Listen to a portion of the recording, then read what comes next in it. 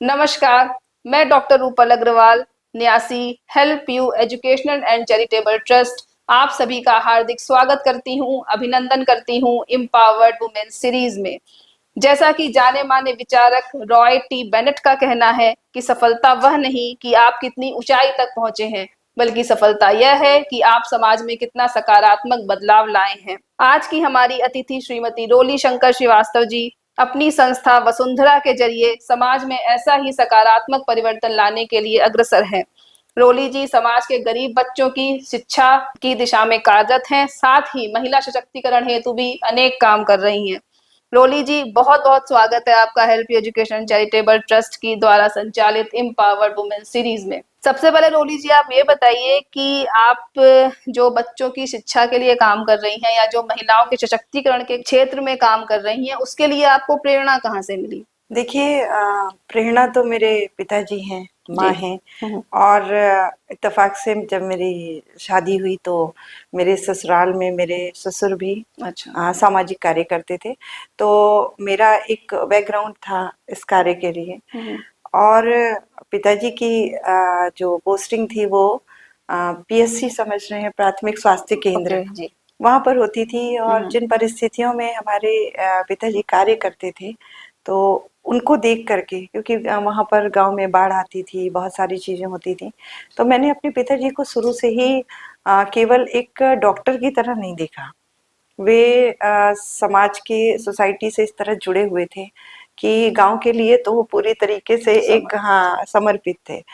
और जब मैं बचपन में ही उनके साथ रहते रहते हमने ये समझा कि आप जो भी करते हैं, धीरे धीरे धीरे धीरे वो, एक तो प्रभु की इच्छा होती है कि आप वहां पर होते हैं, वो आपको माध्यम बनाते हैं।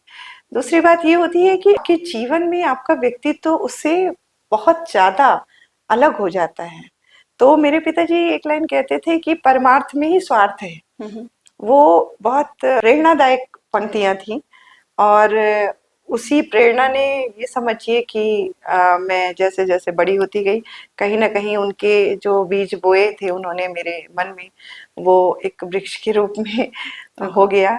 यही मेरी प्रेरणा मेरे पिताजी रहे थे। तो जैसा कि आपने बताया कि जो पिताजी थे आदरणीय आपके, तो उनसे आपको प्रेरणा मिली समाज के लिए कुछ करने की, लेकिन क्या कोई ऐसा प्रैक्टिकल अनुभव भी रहा है आपका, या आपने कुछ ऐसा देखा जिसको देख के आपको लगा कि मतलब मुझे बच्चों के लिए काम करना चाहिए या महिलाओं के जी, लिए काम करना बिल्कुल। चाहिए?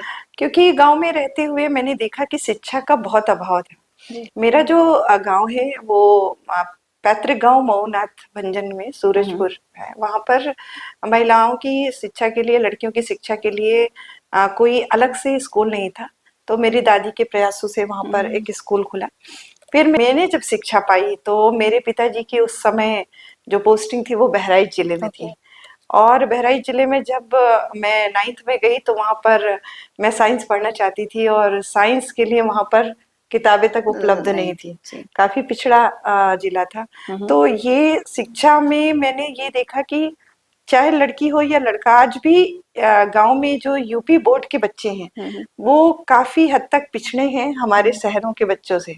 तो ये जो असमानता मुझे दिखती है, इस वजह से मैं प्रेरित हुई कि मैं शिक्षा के क्षेत्र में कुछ करूं। अगर मैंने कठिनता से शिक्षा पाई, बीएससी किया, फिर एमएससी किया, और उसके बाद मैं रिसर्च में भी जाने वाली थी, लेकिन शादी हो गई। तो फिर मैंने जो देखा कि मेरे ससुर जिला जज बने, वो भी प्रेरित करते रहते थे कि लड़कियां या कोई भी, वो हमेशा ये चाहते थे कि मैं केवल एक घरेलू महिला की तरह ना बन के रह जाऊं, और मैं सोसाइटी के लिए करूं। तो जब उन्होंने कार्य किया यहाँ पर मवैया में, वो गरीब बच्चों के लिए कार्य करते थे।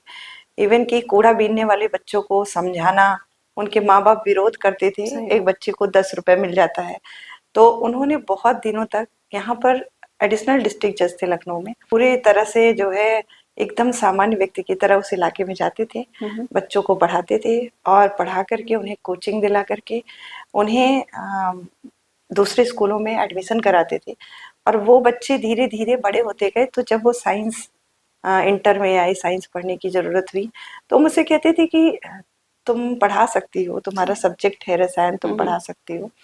तो वो एक प्रेरित करते रहे कि हम शिक्षा से जुड़ करके इन बच्चों के लिए करते रहें। और ये इन्हीं लोगों की प्रेरणा है कि आज जो मैं कर पाती हूँ, मैं देखती हूँ कि हाँ, ये किस तरह से उनका आशीर्वाद या ये यूँ कह लीजिए कि सब मेरे साथ चलता है बिल्कुल और बिल्कुल बहुत सारी परेशानियाँ दूर भी होती हैं इन सब चीज़ों से। देखिए, शिक्षा बदलाव लाता है, यीशु जी ने ये सिद्ध किया। जी। क्योंकि जो बच्चा कूड़ा बीनता था और वो सड़क पे बैठकर खाना खाता था, क्योंकि वो नारायण सेवा करते थे, तो पूरी सब्जी बंटवाते थे पूरे मोहल्ले में। पूरे इलाके के बच्चे आते थे, 450 के आसपास बच्चे बैठ जाते थे जमीन पे और खाते थे। तो अब क्या हुआ कि धीरे-धीरे उनके अंदर सफाई की वो चीज़ जगी कि वे अब जो है वहाँ बैठ के खाना पसंद नहीं करते हैं नाली के पास। सही बात है। जब उन्हें वो शिक्षित हुए तब हाँ, उन्हें पता शिक्षित लगा कि हुए क्या और है ये। उन्हें जो सफाई का अनुभव हुआ, तो उससे क्या हुआ कि अब वो या तो उसे ले जाते हैं घर में खाएँगे या प्रॉपर बैठ कर के खाते जैसे हैं। तो खाते हैं। ये एक परिवर्तन मैंने देखा, वो उनके प्रयास सफल हुए। बहुत जी, अच्छी बात है। जी। जब हम समाज के लिए कुछ अच्छा करते हैं तो कई तरह की कठिनाइयां भी हमारे सामने आती हैं। जी, कई बार समाज के लोग ही हमें अपने लक्ष्य तक नहीं पहुंचने देते। जी। तो ऐसी कुछ कठिनाइयां, ऐसी कुछ समस्याएं जिनका आपने सामना किया हो अपने इस अच्छे लक्ष्य के दौरान? जी, बिल्कुल। हुआ ये कि जब मैंने ये निर्णय लिया कि इसको जो पिताजी कार्य करते हैं, तो पिताजी बच्चों को शिक्षित करके प्राइमरी शिक्षा देके उनको स्कूलों में पढ़ाते थे। अच्छे स्कूलों की फीस बहुत ज़्यादा हुआ सही करती बात है। थी और हम लोगों को कोई सरकारी सहायता नहीं मिलती थी। तो पिताजी को भी कार्य करने में बहुत दिक्कत होती थी, क्योंकि उनको भी लोगों से कहना पड़ता था, फीस का इंतजाम होता था। तो जब मैंने पिताजी का देहांत हो गया 2011 में, तो मैंने अपने ससुर के नाम से ही अपना विद्यालय खोलना चाहा, खोला मैंने विद्यालय। तो उस जगह के जितने भी प्राइवेट स्कूल थे, उन सभी लोगों ने लगभग मुझे फ़ोन किया अच्छा। कि आप ये निःशुल्क बिना फीस के और कॉपी किताब सब अपने पास से दे करके आप इन बच्चों को क्यों शिक्षित करना बिगाड़ चाहते रही हैं? हैं आप इन बच्चों को। हाँ, उन्होंने कहा कि उनके पास अपने तर्क थे कि वो पुड़िया खा सकते हैं, पान पुकार खा सकते हैं, वो एजुकेशन के नाम पे पैसा क्यों नहीं दे सकते हैं। तो उन लोगों का विरोध थोड़ा ऐसा था कि हम बच्चों की काउंसलिंग करके आते थे और वो बच्चों भड़का को देते थे। हाँ, भड़का देते थे कि उससे अच्छा तो जो है 10 रुपए का कूड़ा बीन लो, या तुम क्या करोगे पढ़ करके, या ज़्यादा से ज़्यादा तुम क्या करोगे, मान लो 5th तक पढ़ लोगे तो 5th के आगे क्या होगा? 5th के आगे तो तुम्हें फीस देनी ही है। सही फिर बात। तो एक इस तरह की जो परिस्थितियाँ हैं उसको हमने फेस किया और वहाँ पर एक पिताजी के सहयोगी थे दीनानाथ जी। दीनानाथ जी बहुत सेवाभावी हैं। उनको तो इस तरह से मोहल्ले के लोग टॉर्चर करते थे बोल-बोल करके। वो और उनकी धर्मपत्नी दोनों लोग मेरे साथ स्कूल चलाते हैं और वो संचालन पूरा करते हैं अच्छा। वहाँ पे। उनकी धर्मपत्नी भी जो है वहाँ पे प्रिंसिपल हैं। तो उनको आए दिन इन सब चीज़ों को मतलब फेस करना पड़ा। इवन कि शुरुआत में जब स्कूल हुआ तो वहाँ पर झोपड़पट्टियाँ हैं वहाँ पर। तो हम झोपड़पट्टियों को तो नाम नहीं दे सकते, तो हम एडमिशन फॉर्म में भरते थे कि ये इसका नाम, पिता का नाम और जो आवास वो झोपड़पट्टी श्रम विहार मवैया। ये सब चीजें ऐसी थी कि अब जब हमारे बच्चे जो है दूसरे स्कूल में जाते थे तो वो कहते थे कि ये क्या है? सही बात है, उनको पूरा एड्रेस चाहिए हाँ, प्रॉपर लिखा और हुआ। जी। ये इसके आधार पे हम कैसे ले लें बच्चों का एडमिशन? फिर उन्होंने कहा कि आपके स्कूल में जो है कोई मान्यता नहीं है, उनके ये तो हम उन बच्चों को पढ़ा रहे हैं और पढ़ा करके आपके स्कूल में भेज रहे हैं। फिर खैर प्रयास किया हमने मान्यता के लिए, मान्यता के अपने मापदंड कि आपका बिल्डिंग होना सही चाहिए, बात। तो आपके पास फायर का होना चाहिए। इतनी सारी जटिलताओं के साथ खैर किसी तरह से दौड़ भाग करके समझाने की कोशिश भी करते थे कि हम बच्चों से फीस नहीं ले रहे हैं, उनको अपने पास से सब कुछ दे रहे हैं, हम पढ़ा रहे हैं उन्हें, उनके पास कागजात भी पूरे नहीं, क्योंकि किसी के पास आधार नहीं, किसी के माँ बाप का आधार नहीं। हम सरकारी स्कूलों में भी एडमिशन कराते थे तो वहां भी ये झंझट कि वो तो जो है अभी भी ये झंझट है कि अभी भी है। अभी भी है कि आप अगर ऑनलाइन भरेंगे और आपका कोई भी डॉक्यूमेंट नहीं तो है तुरंत रेड मार्क तुरंत, दिखा देगा, वो हाँ, सबमिट ही नहीं तो लेगा। फिर ऐसे में उस बच्चे का क्या होगा? सही बात। तो वापस लौट के वो मेरे यहाँ जाता है। तो ये सब जो विषमताएं हैं, इनको इसी तरह से करते हुए हम लोग ये कार्य कर रहे हैं। 70-80 बच्चे हैं, हर साल निकलते हैं बच्चे। और इसके अलावा आप देखिए कि मैंने मान्यता भी ले ली तो मुझे अस्थायी मान्यता मिली, जिसके लिए मुझे स्थायी करने के लिए फिर प्रयास करना है। तो एडमिशन के समय चाहे नवयुग हुआ चाहे कहीं भी हुआ, मेरे बच्चे पढ़ने में बहुत अच्छे निकले। उस एरिया में जितना भी चल रहा है स्कूल उसमें, तो जब मैं एंट्रेंस दिलाती थी तो उसमें तो पास हो जाते थे। फिर ये होता था कि भाई इनका ये नहीं है वो नहीं है, तो मुझे कहना पड़ता था डिप्टी डायरेक्टर तो आदरणीय विकास श्रीवास्तव सर, उन्होंने बहुत मदद की मेरी। हर 2-2 4-4 बच्चों के एडमिशन के समय में मुझे कहना पड़ता रहा, सर आप एक फोन कर दीजिए इन बच्चों का एडमिशन हो जाए। खैर अब धीरे धीरे जैसे मैं कार्य कर रही हूँ, मुझे 18 वर्ष हो गया कार्य करते करते, और इनका यह परिणाम हुआ कि अब लोग जान जाते हैं कि हाँ इस स्कूल का बच्चा है, तो आप इसको दे ले देते हैं लीजिए, एडमिशन। एडमिशन ले लीजिए हैं। तो अब जैसे आप 5th तक पढ़ा रही हैं अभी अपने स्कूल मैं में बच्चों फर्स्ट को। से 5th तक मेरी मान्यता है, और आगे मैं 6 से लेकर के 12th तक दूसरे स्कूलों दूसरे में स्कूलों पढ़ाती में हूँ। भेज देती पर हैं। उनकी फीस, किताब, यूनिफॉर्म, इवन कि उनको कोचिंग देना, ये सब मेरी जिम्मेदारी तो है। जैसे दूसरे स्कूल में बच्चे जाते हैं, उसके बाद उन्होंने 12th तक पढ़ा, तो ऐसी कोई कहानी की जो 12th तक पढ़ के उस बच्चे ने कुछ बहुत अच्छा किया हो या कुछ बहुत अच्छे बन गए हो, जिसने आपको प्राउड फील करवाया हो? बहुत बड़ी बात है। मेरे ससुर जब एक छोटी सी बच्ची को पढ़ाते थे, अच्छा। 2-3 साल की थी, और ये 2004-5 की बात है। वो पढ़ा रहे थे, वो लड़की सी पढ़ना चाह रही थी और पढ़ती जा रही थी, और उसका मैं नाम इसलिए नहीं लूंगी क्योंकि देखिए हमारे पढ़ाए हुए बच्चे आज हैं, कोई सचिवालय में कार्य कर रहा है, कोई एयरपोर्ट अथॉरिटी में कई बच्चे कार्य कर रहे हैं, स्कूल में टीचर भी हो गए हैं। अब हम उन्हें अपना पास्ट याद नहीं दिलाना नहीं, चाहते। बिल्कुल सही बात। जी, तो वो बच्ची इतनी डेडिकेटेड थी पढ़ने के लिए कि उसने पढ़ाई किया, और हाई स्कूल उसने साइंस से पढ़ा, जबकि उसको कोचिंग में कम पढ़ा पाते थे, और वो कभी कभी मेरे पास पढ़ने आती थी साइंस। और इंटर भी उसने साइंस से किया, और इंटर वो 80% नंबर के साथ पास हुई। उसकी जो साथ की जितने भी परिवार की लड़कियां थी, खास मुस्लिम समुदाय में, वो पढ़ा नहीं रहे थे अच्छा। बच्चों को, लेकिन उसकी से लड़कियां वहां पर एकदम जागरूक हो गई। अच्छा। और वो पढ़ने लगी, और एक अच्छा खासा जो है संख्या हम कह सकते हैं लड़कियों का पढ़ा, और उसकी कहानी है वो टीचर हो गई। तो अच्छा लगता है उसे देख करके, और कि जिस भी तरह से वो निकली और अपने प्रयासों से उसने किया। हम लोग तो देखिए एक रास्ता दिखाते हैं, और थोड़ा बहुत फीस किताब दे दिया, कर दिया, पढ़ना तो बच्चे को पड़ता पढ़ना है। तो बच्चे को ही जी, पड़ता है, सही बात है। तो वो इलाका मोहल्ला ऐसा है कि बहुत सारे बच्चों के पिता काम करते हैं, रिक्शा चलाते हैं या कुछ भी करते हैं, और शाम को आते हैं तो चाहे शराब पी के चाहे जुआ खेल करके, और घर का वातावरण बिल्कुल पढ़ने लायक नहीं होता। माएँ हैं वो सारा दिन काम करती हैं, तो घरों के बच्चों को नहीं देख सकते। तो जो हमारे यहाँ दीनानाथ सर हैं, उन्होंने अपना मकान भी दिया हमें, और साथ में वो बच्चों को एक तरह से माता पिता की तरह हो गए। मतलब जो बच्चा पढ़ना चाह रहा है उसको शाम को भी बुलाया। तो स्कूल समझिए कि सुबह से 12 बजे तक भी चलता है, और दोपहर के बाद भी चलता, तो वो 12 और घंटे स्कूल चल रहा हाँ, है। वो ना केवल खाना पीना नहीं खा के आए बच्चा, तो तुम खाना नहीं खा के आए, अच्छा चलो यही खा लो। कपड़े किसी के पास नहीं है तो फोन कर दिए कि देखिए नहीं है, तो हमने कहा अच्छा ठीक है, व्यवस्था बनाएंगे, सफाई सिखाना। तो ये मैं नहीं कहूंगी कि बहुत सारे लोग उसमें जुड़े हुए हैं, और वो लगातार अपना दान दे रहे सही हैं। बात है। और जो बच्चे निकले हैं खासकर उनको मैं देखूंगी कि वो उस इलाके के एक प्रेरणा के रूप। एक बच्चा एमएससी किया है यूनिवर्सिटी से, वो मैथ्स का बहुत अच्छा टीचर है। अरे वाह। हाँ, और बच्चे उसे बहुत मानते हैं।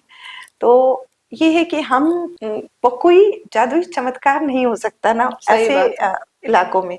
यहाँ पर बस ये होता है कि जो रेहड़ी लगाता है वो ठेला चलाने लगता है, ठेले वाले का जो है थोड़ा दुकान हो और जाता है, और दुकान जिसका होगा वो छोटी मोटी नौकरी कर लेगा। सही बात। तो सफलता का पैमाना सिर्फ ये होता है कि हम जिस स्तर पे हैं उससे थोड़ा सा अपग्रेड हो थोड़ा सा जाना है। बदलाव, थोड़े से हाँ, चेंजेस, जिससे जो सकारात्मक जो जी, चीजें हैं वो हो जाए। सही जी। बात है। तो आप बच्चों की शिक्षा के लिए इतना काम कर रही हैं, तो महिला सशक्तिकरण के उसमें आप महिलाओं के का जो एक स्वावलंबन है, या जो उनको जो अंदर से विकसित करने में आप किस तरह से योगदान दे रही हैं? देखिए, एक तो महिला अपने आप में सशक्त होती है यदि वो बच्चों की माँ है।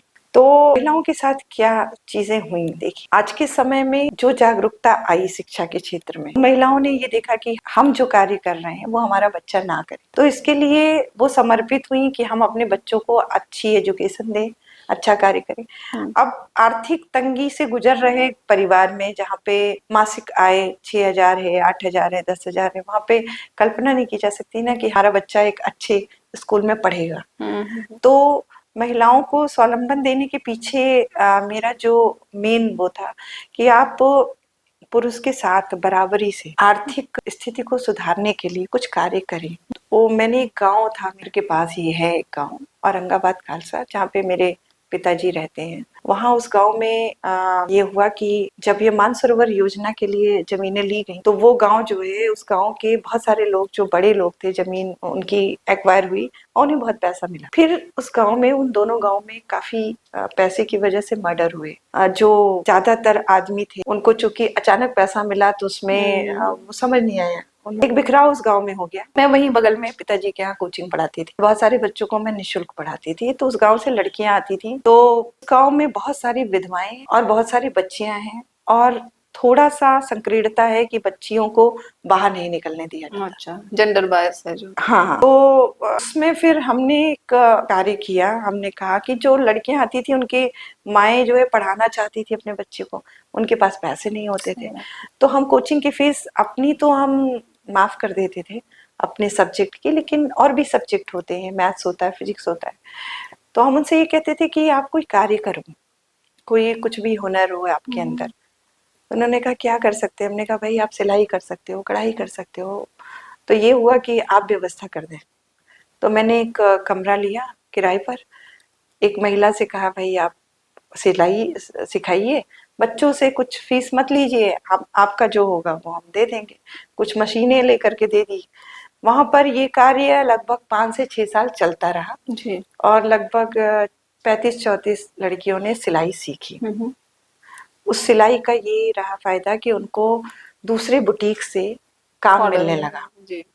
इसके बाद हमारे साथ एक मैम जुड़ी, संध्या गुप्ता मैम, बहुत ही प्यारी महिला है और भारत विकास परिषद की महासचिव भी है। अच्छा। काफी कार्य करती है। तो उन्होंने अपना पार्लर चलाया था। अच्छा। पार्लर में फिर उन्होंने हमारी जो बच्चियां हैं उनको निशुल्क पार्लर सिखाया। था। तो आज गांव में 2 पार्लर हो गए, अच्छा, 2 उन्हीं सीखे बुटीक हो हुए गए बच्चों सीखे। की। जब मुझे लगा कि बहुत सारे बच्चे सीख लिए हैं, हालांकि मुझे थोड़ा सा उस गांव में जागरूकता शिक्षा के क्षेत्र में लाने में दिक्कत हुई, क्योंकि वहां पर प्राइवेट स्कूल चल रहे थे, लेकिन पेरेंट्स जो है लड़कियों को इंटर करने के बाद ग्रेजुएशन करने के लिए इवन पास ही डिग्री कॉलेज भी नहीं भेजना चाहते।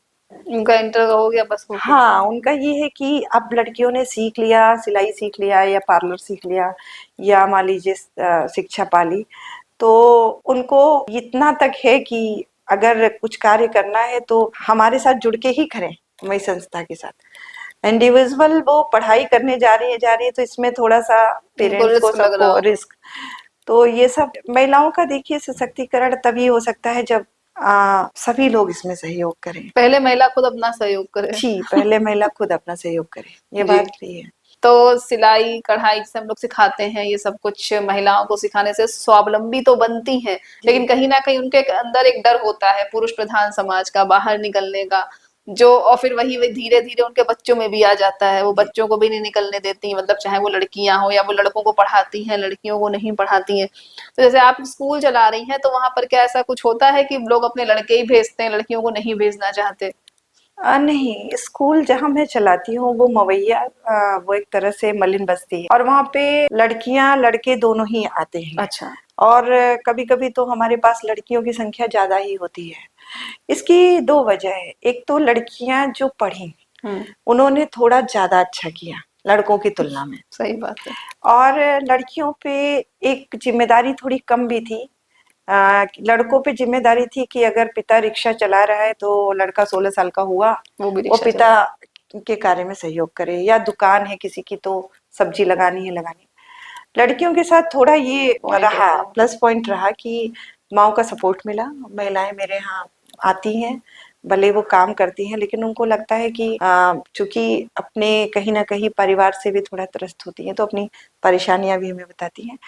लेकिन ये चीज मैंने देखी कि लड़कियों में जो सिंसियरिटी होती है ना, जो वो लड़कों की तुलना में ज्यादा है, तो शिक्षा के क्षेत्र में लड़कियां लड़कों से ज्यादा अच्छा कर रही हैं। जी अगर आप रिजल्ट्स भी उठा के देखें बोर्ड के, तो जी उसमें भी जी, यही दिखता बिल्कुल है कि बिल्कुल। लड़कियां जो हैं वो लड़कों से ज्यादा अच्छा कर रही हैं। लेकिन जी समाज का कुछ वर्ग आज भी ऐसा है जहां पर लड़कियां जो है वो आज भी पढ़ने के लिए नहीं भेजी जाती। स्पेशली जो आप इस्लाम एरिया की बात कर रही हैं, हम लोग क्या भी आती हैं लड़कियां जो भी काम करने हैं, वो भी कई बार पढ़ी लिखी नहीं है, उनको लगता है बस काम कर रहे हैं तो काम चल रहा है। जी तो जैसे अब आप एक बहुत अच्छे काम में जुड़ी हुई हैं, शिक्षा प्रदान करना या महिलाओं को स्वावलंबी बनाना, तो आगे जो आपके फ्यूचर प्लान्स हैं या दीर्घकालिक लक्ष्य क्या हैं, आप और आगे क्या करना चाहती हैं इस यूज पे? देखिए, हम जब शिक्षा देते हैं या कोई हुनर सिखाते हैं, तो उसका एक ही उद्देश्य होता है, स्वावलंबी बनाना। जी बिल्कुल। और बगैर उपार्जन के या आर्थिक स्थिति बेहतर किए हुए हम किसी कार्य को नहीं कर सकते हैं। अब मेरा उद्देश्य ये है कि ये जो बच्चे पढ़ रहे हैं, देखिए इनमें से कुछ बच्चे तो खुद निकल जाते हैं, कुछ बच्चे हैं जो पढ़ने के बाद कहते हैं कि मैम अब आगे क्या।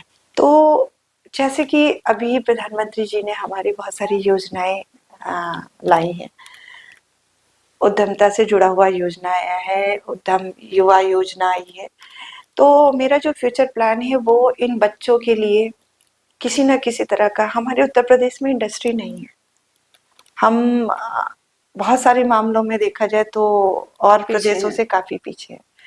तो मैं प्रयास कर रही हूँ कि इनके लिए कोई कुटीर उद्योग जैसा या कोई कार्य, देखिए जब तक उस शिक्षा का जो उद्देश्य है, वो कहते हैं ना, भूखे भजन न होए गोपाला। सही बात, जब तक हाँ, रोजगार नहीं मिलेगा तब तक रोजगार नहीं उनको मिलेगा शिक्षा तब का तक महत्व नहीं शिक्षा, समझ में हाँ, आएगा।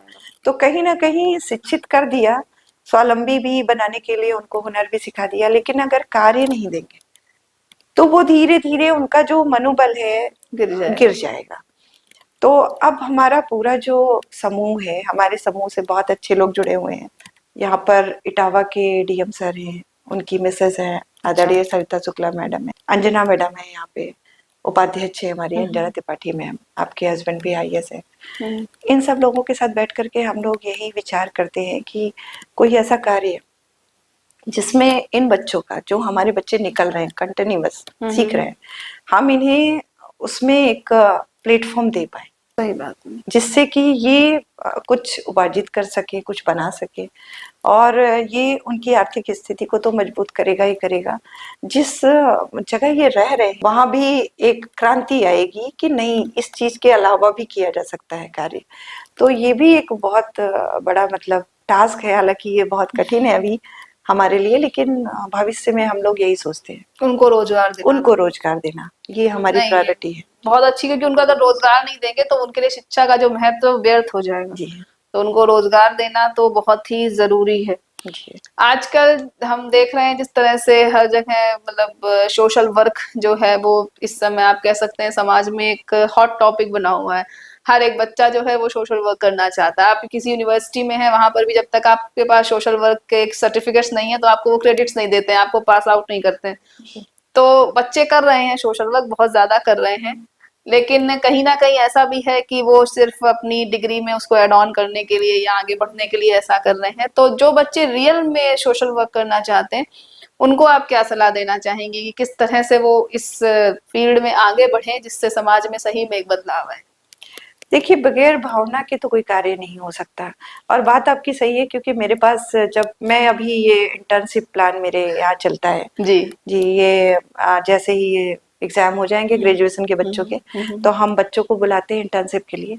उसमें आप समझिए कि केवल 15% या 20% बच्चे होते हैं जो वाकई डिवोटेड होते हैं, आते भी उतने ही है। हाँ, बाकी जो बच्चे हैं वो सिर्फ हमसे ये कहते हैं कि मैम हमारा स्टेट से स्टेट का प्लीज बना दीजिए।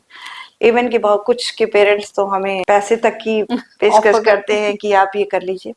लेकिन देखिए, ये जो कार्य है बच्चों को जोड़ने का, पहली बात तो ये है कि बच्चों को अगर हम एक बहुत कंफर्टेबल, हम जो पेरेंट्स हैं बहुत कंफर्टेबल माहौल में पालते हैं। तो जब ये बच्चे निकल करके अपने घर से जाएंगे और उन बच्चों को देखेंगे तो वो असमानता इनको महसूस होगी। तो ये कार्य जो बच्चे करेंगे समाज के लिए, इसमें उनके व्यक्तित्व में कुछ चीजें जुड़ेंगी और कहीं तो नहीं जुड़ेंगे, पर उन्हें समझ में आए। वो क्या कहते हैं ना कि आप जब बंद कमरे में रहते हैं तो आपको अपना दुख सबसे ज्यादा लगता है। सही बात। जब आप निकलते हैं तो आपको लगता है कि अरे वो व्यक्ति भी तो जी रहा है जो विकलांग है, वो व्यक्ति भी तो जी रहा है जिसके पास इतना कम पैसा है।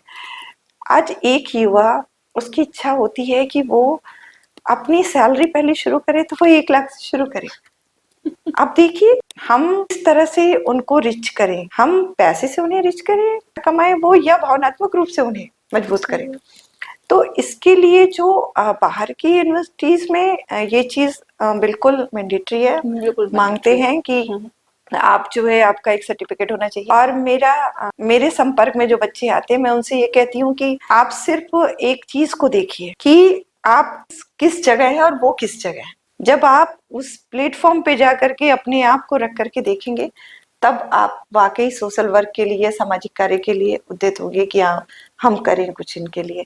तो ये भी एक चीज है, लेकिन ठीक है, कुछ नहीं से कुछ बेहतर। जी, कुछ तो दे रहे हैं वो कुछ समाज तो को। दे रहे हैं। जी हाँ। और मान लीजिए वो आते हैं और इंटर्नशिप करते हैं, वो बच्चों को पढ़ा रहे हैं या कुछ कर रहे हैं, तो अपने ज्ञान का कुछ अंश तो वो बच्चों को बांट ही रहे हैं। अपने ज्ञान का इसके अलावा सीखते हैं। मेरे साथ बहुत सारी लड़कियां जुड़ी हैं और अच्छा लगता है मुझे जब वो कहती है कि मैम, हम वसुंधरा से जुड़ करके बहुत कुछ सीखने को मुझे मिला। तो मुझे भी बड़ा गर्व होता है कि हाँ, बच्चों में क्वालिटी, उनकी जो पर्सनालिटी और क्वालिटी ऑफ एजुकेशन, दोनों पे फर्क पड़ा।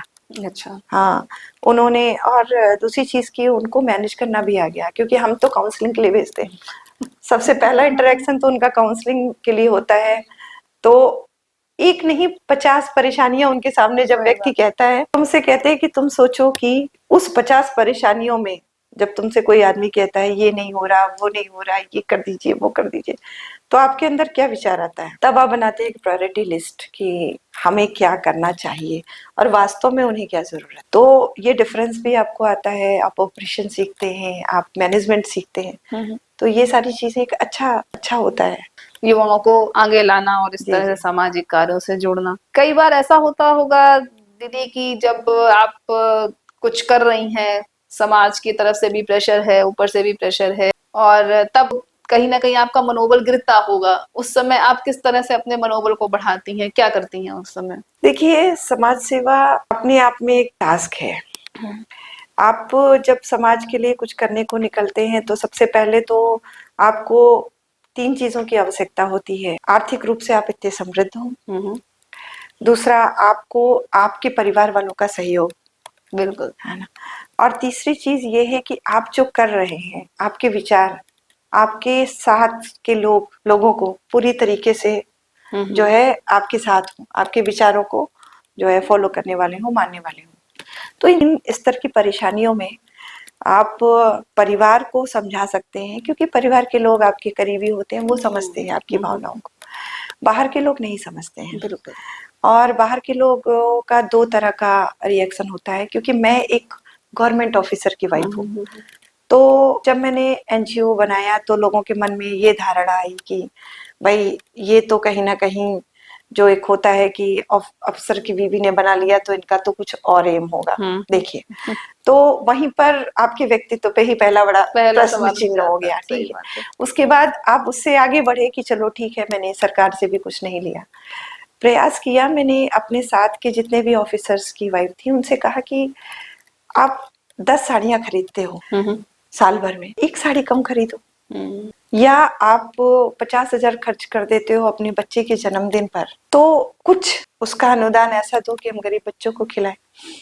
इस तरह का कॉन्सेप्ट था, और उस कॉन्सेप्ट के साथ चलने में ये हुआ कि हाँ, 50 लोगों में से 2 लोग आई मेरे पास, 2 लोगों ने इस भावना को समझा, और ऐसे करते करते 10-11 साल में मेरे साथ 45 औरतें जुड़ गई, जो कि वाकई सोचती हैं कि नहीं, किटी में जो पैसा हम खर्च करते हैं, जो हम बेकार की चीजों में खर्च करते हैं, भाई उनको हम बचा करके किसी और की मदद कर सकते हैं। देखिए, तो आर्थिक के साथ-साथ सामाजिक जो एक समानता है विचारों की, मैं नहीं कहती कि हम सामाजिक असमानता को दूर कर पाएँ। ये एक विचार ही होते हैं कि अगर आपके मन में आ जाए कि हम जो ईश्वर ने हमें धन दिया है, हम उसका कहाँ उपयोग करेंगे। यदि आपके उसके मन में आ जाता है तो आप फिर उसको करते हैं। बिल्कुल। तो मैंने यही सोचा कि ये जो तीनों स्तर की चीजें हैं उनसे लड़ने में, उनसे जूझने में मुझे समय लगा। और आर्थिक पक्ष तो ऐसा है कि आपका कितना भी हो जाए तो आपके पास 2-4 लोग फिर और बढ़ जाते हैं, उसका एक एंडलेस है। लेकिन फिर भी हम कोशिश करते हैं कि हमने अगर एक बजट बनाया है तो उसमें हम मैक्सिमम लोगों की, ज़्यादातर लोगों की कर सकें और स्वावलंबी बनाने के लिए कि आप खुद से अर्न करें, तो इसकी प्राथमिकता मैंने दी है। आप समाज सेवा के क्षेत्र में कार्यरत हैं, लेकिन आपकी साहित्य में भी गहरी रुचि है। जी। तो साहित्य में आपका किस तरह का योगदान है? देखिए, मैं रसायन की छात्रा रही और मेरी माँ हिंदी से पीएचडी। तो मेरी मदर ने, आप सोच सकती हैं, 1975 में जो है वो रूप यूनिवर्सिटी में हिंदी से उन्होंने एमए किया और पीएचडी में एनरोल हुई। तो मम्मी का साहित्य से बहुत जुड़ाव था। वे वेद पढ़ती थीं और बचपन में हमें वेद, उपनिषद, ये सारी चीजें, धार्मिक कथाएं, ये सारा कुछ मम्मी पढ़ाती रहती थी। तो हम लोगों के मन में आस्था का एक जो मजबूत प्रवाह है वो मेरी माँ है। तो माँ ने चूंकि हिंदी का ज्ञान दिया और हिंदी पढ़ाया तो हम हिंदी के प्रति आकर्षित होते चले गए। और वो हमें लगातार, जो माहौल था हम लोगों के घर का, उसमें लगातार पढ़ने के लिए कुछ ना कुछ मिलता रहता था। वो खुद भी बहुत जागरूक रहती थी कि हम लोग जो है पढ़ें। तो इसके लिए वो हमेशा हिंदी के तरह तरह के साहित्य और लोगों के ले आकर के रखती थी। सिर्फ रखती नहीं थी, वो हम लोगों को जो मुहावरे वगैरह है वो मुंह जवानी एक कहानी के रूप में सुनाती भी। अभी भी वो बच्चों को इस तरह से करती हैं। तो इससे क्या हुआ कि हिंदी के लिए मन में एक प्रेम जगा। और आगे तो मेरी हिंदी छूट गई इंटर के बाद। तो मैं साइंस में थी तो बीएससी किया, एमएससी किया। लेकिन मन में वो जो मम्मी की कही हुई बातें और वो सब कुछ, जब आपके घर का माहौल ऐसा होता है कि आप बच्चे से सारी बातें डिस्कस करते हैं तो जो भावनात्मक प्रभाव है उसके ऊपर पड़ता है। तो वो कहीं ना कहीं निकलता था, 2 लाइनें 4 लाइनें कविता के रूप में। वैसे ही करके फिर जब मैं लिखती रही, 16 साल की उम्र से मैं लगातार जैसे जैसे चीजें होती गई, हम भी एक घर के बहुत कंफर्टेबल माहौल में रहते थे। जब बाहर निकले और अपने जो है आगे शिक्षा के लिए गए तब मालूम पड़ा। तो वो सब एक कहीं ना कहीं जो बाहर के अनुभव हुए वो लिखती चली गई। तो उसके बाद आपने अपनी जो भावनाएं थी वो कुछ लेखन के जरिए लोगों को व्यक्त की। जी।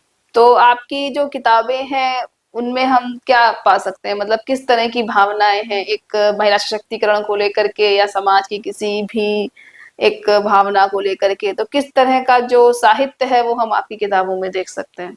मैं वैसे तो अध्यात्म से जुड़ी हूँ। अच्छा। जी। मेरी कविताओं में कहीं ना कहीं वो एक छोटा सा आ जाता है। लेकिन अनुषा मैंने लिखी, अनुषा मेरी बेटी है, छोटी बेटी है, मेरे देवर की बेटी है। तो उसके जन्म के समय से कुछ अनुभूतियां हुई कि वो, मेरी दोनों बेटियां, मीठी बड़ी बेटी है विदिशा और अनुषा, तो दोनों के नाम से मैंने कार्य भी किया। और वसुंधरा भी मेरी नंद की बेटी है। तो मेरा बेटियों के प्रति बहुत लगाव था और चाहती थी कि मैं एक बेटी को जन्म दूं, लेकिन वो वही होती कि ईश्वर की इच्छा होती है तो मुझे पुत्र रत्न ही मिले। तो मेरे मन में बेटियों के लिए करने की इच्छा थी। तो अनुषा जो है मैंने अपनी बेटियों को ही समर्पित किया है। इसकी कविताएं महिलाओं और बेटियों के लिए है।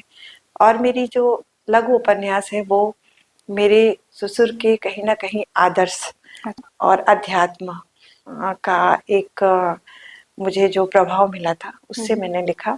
मेरे ससुर आनंद मार्ग से जुड़े थे और उन्होंने वो बहुत ज़्यादा ध्यान पूजा वगैरह करते थे। तो हमारे घर में वैसा ही वातावरण था ससुराल में।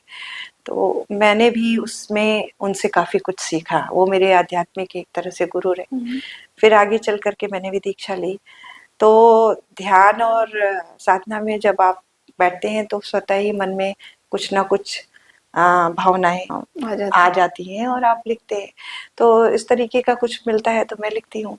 और बहुत कुछ तो नहीं कहती कि मैं बहुत अच्छा लिख पाती हूँ और क्या है, बस जो कुछ भी है अपनी भावनाएं कलम के जरिए कागज पे उतारना ही साहित्य है। जी जी। तो आप लिख रही हैं, लोगों तक अपनी भावनाएं पहुंचा रही हैं, ये बहुत अच्छी बात है। तो आप जिस तरह का समाज कार्य कर रही हैं, जिस तरह से साहित्य के जगत में योगदान दे रही हैं, तो बहुत सारे लोग जो हैं वो आपके साथ जुड़े हैं, जैसा कि आपने बताया। तो आप आगे किस तरह के लोगों के साथ जुड़ना चाहेंगी, जिससे आपको लगता है कि जो आपके लक्ष्य हैं वो पूरे हो सकेंगे? अभी मैं जिन लोगों से जुड़ी हूँ, जो महिलाएं हैं, चाहे वो लखविंदर मैडम हो या ज्योति मैडम हो हमारे यहाँ, वो बहुत ही सरल और घरेलू महिलाएं रही हैं। अच्छा। किस कोई भी प्रोफेशनल नहीं है। तो हमारे पूरे कार्य जो है एक कह लीजिए कि जो भी कार्य हम करते हैं उसमें जो एक प्रोफेशनल तकनीक का सहारा लेकर के नहीं कर पा रहे हैं अभी हम लोग। अभी एक हाल में ही मुझसे जुड़ी हुई हैं कर्नल मृदुल कुमार सिंह, जो कि कारगिल योद्धा रहे, उनकी मिसेस रुचि मैडम। तो वो अब हमारी बच्चों को, जो हमारे स्कूल के टीचर वगैरह हैं, उसमें ट्रेनिंग प्रोग्राम दे रही हैं। और हमारे पास कहीं ना कहीं तकनीकी की कमी है। तो अब मैं चाहती हूँ कि मैं कुछ जो समय जो चल रहा है उस शिक्षा से भी मैं अपने बच्चों को जोड़ूं, डिजिटल जो प्लेटफॉर्म। हाँ, डिजिटल प्लेटफॉर्म से जोड़ूं। क्योंकि देखिए स्लम एरिया में तो बच्चों के पास स्मार्टफोन भी नहीं, इवन सिंपल भी छोटे फोन है। और अब शिक्षा का जो स्तर है वो दिन प्रतिदिन आप जब तक अपडेट नहीं होंगे तब तक आप पीछे रह जाएंगे। तो हम एक प्राइमरी शिक्षा से उनको एक स्मार्ट क्लास तक लाने की कोशिश कर रहे हैं। तो अब हम ऐसे लोगों से जुड़ना चाहेंगे जो लोग हमारी इस मुहिम में मदद करें। बिल्कुल, जब काम अच्छा होगा तो लोग जरूर आपकी मदद करेंगे। आज का यह जो संवाद है वो help you education charitable trust के द्वारा आयोजित किया गया है। तो आप इस ट्रस्ट के बारे में क्या कहना चाहेंगी? कैसा लगा आपको हमारे साथ जुड़कर? बहुत ही अच्छा कार्य कर रहा है। मैंने आपके वीडियोस देखे जो आप कर रहे हैं, चाहे टीवी मुक्त, आपने मेडिकल के फील्ड में तो बहुत सारे इंटरव्यू लिए और लोगों को बहुत जागरूक बनाया। तो ये जो कार्य आपका है, चाहे सर्वाइकल कैंसर से जुड़ा हुआ, चाहे टीवी से जुड़ा हुआ, ये बहुत ही नेक कार्य है। मेरे साथ में बहुत सारे लोगों को मैंने वीडियोस भेजे, तमाम लोग हैं जो इससे जूझ भी रहे हैं। हमारे ही साथ के एक लेडी है जो जिनके हस्बैंड टीवी से है, तो अभी आपका वो देख करके उन्होंने पूछा भी। तो आपका जो ये सामाजिक योगदान है, इस तरह से मदद करना, वो मुझे बहुत अच्छा लगा। आपके साथ तो मैं कुछ वर्षों से जुड़ी हूँ, लेकिन शिक्षा के क्षेत्र में और जागरूकता के क्षेत्र में आपके जो कार्य हैं वो मुझे हमेशा ही आकर्षित करते हैं। मैं सुनती हूँ, देखती हूँ। और थोड़ा सा दूरी है क्योंकि मैं रहती हूँ आशियाना में, आप रहती हैं इंदिरा नगर में। तो ये जो 22-25 किलोमीटर का डिस्टेंस है, तो हम रोज तो नहीं मिल सकते हैं, लेकिन ये है कि हाँ, मैं लगातार इस चीज को देखती हूँ और बहुत मैं इसकी प्रशंसा भी करना चाहूंगी कि आप जो कार्य कर रही हैं बहुत नेक कार्य है। आप लोगों की मदद कर रही हैं, आप लोगों को एक प्लेटफॉर्म दे रही हैं और आप लोगों को आगे बढ़ाने के लिए भी कार्य कर रही हैं। देखिए ये समाज जो है, ऐसे ही लोगों की जरूरत है आजकल, जो जागरूकता ले आए, लोगों को आगे बढ़ाए और किसी एक संस्था को लेकर के जो एक होता है ना कि भाई हम उससे ही जुड़े, नहीं, ऐसा नहीं होता है। हम धार्मिक किताबों को पढ़ते हैं, धर्म को पढ़ते हैं, बहुत सारी चीजों को पढ़ते हैं, तो हमें ये पता है कि जहाँ से कुछ भी अच्छा मिल हमें वहां से ग्रहण कर लेना चाहिए। सही बात है ना। तो एक अच्छे स्तर पे आप काम कर रही हैं, जैसे आप बहुत सारी संस्थाओं की महिलाओं को आप जोड़ रही हैं, तो ये एक बड़ा अच्छा कार्य है। और लखनऊ में इस तरह का कार्य जो है हो रहा है पहली बार, तो मुझे बड़ी अंदर से खुशी हुई है। धन्यवाद रोली जी, आपके इतने समय के लिए कि आपने हमें अपना इतना बहुमूल्य समय दिया। एम्पावर्ड वुमेन की इस सीरीज में आगे फिर मिलेंगे आपसे एक नए चेहरे के साथ। इसी के साथ धन्यवाद, नमस्कार। नमस्कार।